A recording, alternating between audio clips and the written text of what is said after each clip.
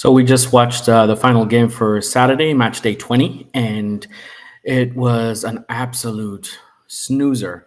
And Arsenal dropped two more points, effectively sealing the Premier League for Liverpool with 18 games to go in this season.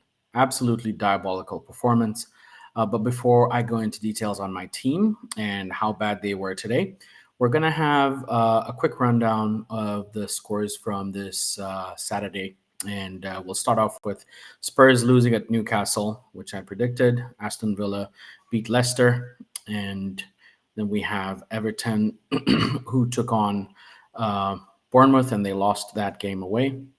Next result, we have, let's see here. We have Man City beaten up on West Ham. I predicted, I think, 4-1. Brentford with 5 on Southampton. I thought it would be like 1 or 2-0. And then Brighton scoring a late goal. Not a late goal, but a goal in the second half to tie up the game with Arsenal. And that's the game that we're going to focus on because that's the team that I support. So Arsenal started off the game with some good pressure. A goal by Ethan Waneri because he drove aggressively into the box and he shot, put a good shot, not a good shot. He was just a lucky shot to get it past Verbruggen.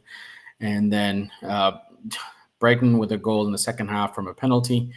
Gabriel gets dragged into the middle of the field. He loses that challenge. Ball gets into the box. There's a whole bunch of nonsense. And then Saliba headbutts Joao Pedro, who does his best acting impression and throws himself on the floor. Pedro puts away a fantastic penalty. And that's the game, boys. Stats wise, again, Arsenal with the possession, 55%, all these touches, all these tackles, a bunch of yellow cards. So yellow cards, Ethan Waneri got a yellow card for time wasting.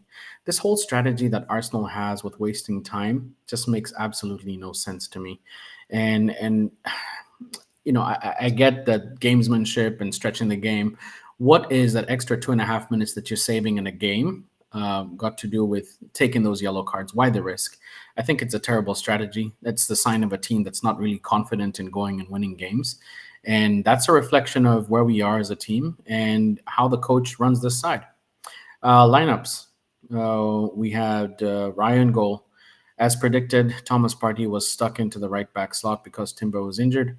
And then center back pairing of Saliba and Gabriel. And all of a sudden, Mr. Lewis Skelly is gone. So Mr. Lewis Skelly, who was excellent for a couple of games, has now lost his spot back to Ricardo Calafiori, who almost plays like a midfielder. And then in the midfield, the coach starts Jorginho and Mikel Merino, probably two of the slowest midfielders in the whole of the Premier League, starting together in a tandem with Leandro Trossard, the slowest winger in the league. And that whole left side was just diabolical today. Just no production. Nothing of value came from there. Merino, the guy is useless. I'm sorry. Why is this guy a Spanish international? How is he in the Premier League? Why did we pay $40 million for this guy? He's a sideways and backwards imitation of El Neni without the shooting and without the speed to cover the press. Ethan Waneri, who started the game off so well, he gets a yellow card waiting for a corner in the 45th minute.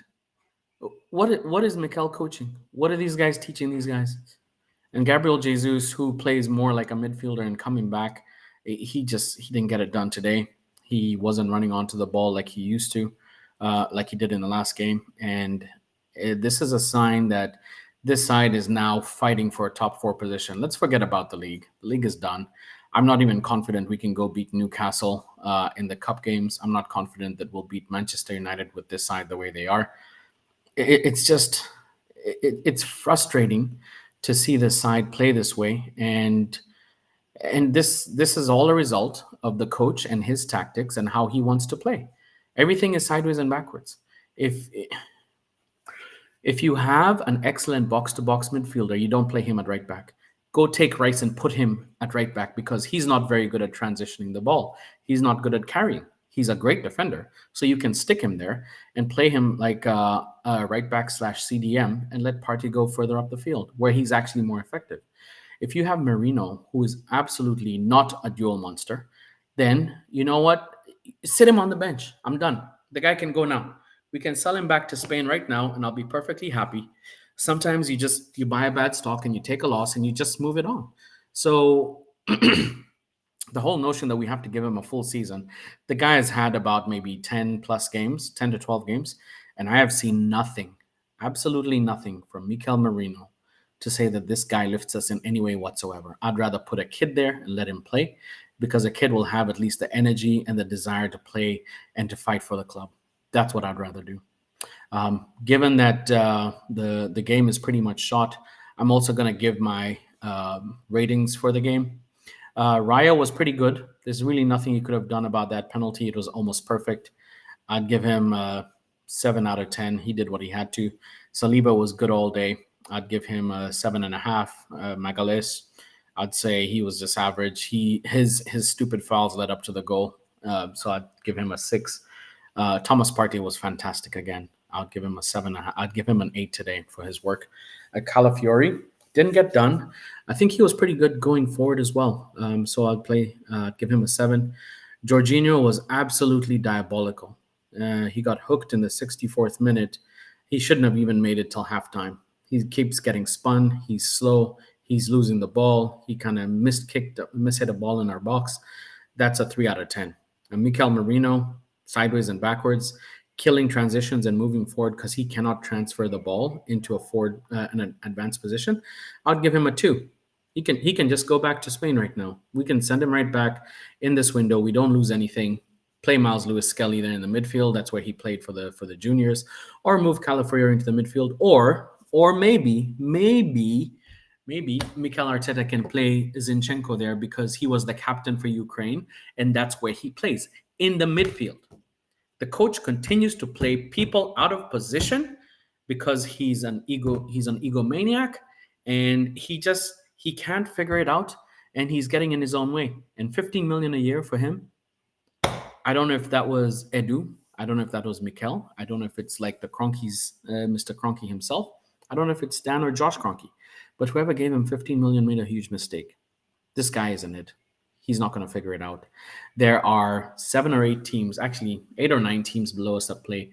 Actually, I take it back. Just about every team in the Premier League plays more attractive football than we do.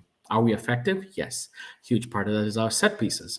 Huge part of that is Bukayo Saka, who is missing our goals and assists. Huge part of that is Kai Havertz, who effectively puts away a lot of those assists. And without Bukayo and Kai playing, we're just dead in the water. Martin Odegaard looked sick for real. He looked like he was dying out there. And I think it's time for us to acknowledge that he's not going to get it done for us this season, not on the form. He looks like the guy that we signed on loan 2.5 years ago. And at this point, I am looking for us to make signings just to stay in the top 4. I'm not expecting anything in the Champions League. I'm not expecting anything in the Carabao Cup. I'm not expecting anything in the FA Cup. I've written off the season as it is. Call it a wild take, call it what you want. But I have not seen anything in our play today that suggests we can survive without Bukayo Saka and stay in the top 4, with Newcastle finding form, Aston Villa finding form. City got a win today, and even though that's not finding form, they are within 6 points of us. Chelsea had another stumble today, but I expect them to kind of find their form because they're a team that can continue to score goals. So with that in mind, signing off for today, looks like Manchester United may get a break tomorrow because the weather is absolutely terrible. There's projected rain, frost, and black ice, so they might cancel that game. So, Man U fans, you may be spared your blushes. Fulham should go ahead and beat Ipswich tomorrow. And that is my wrap up for the week. I was never a huge Arteta guy. I was an Arteta out guy for a while, and now I'm saying he should just leave. I've given up. I've given up hope on this coach. I don't think there's anything that he can do to right the ship. Anybody who can go from playing the beautiful football that you had 2 years ago, the effective, good-looking football that you had the last 6 months of the year, from January after Dubai till May when we almost won the league, and you come back to this with the same team, you don't have a clue. And for me, we've given it our best shot. Cheers for getting us back into the top 4. Sayonara. We're done. You can go now. You're dismissed. See you next week.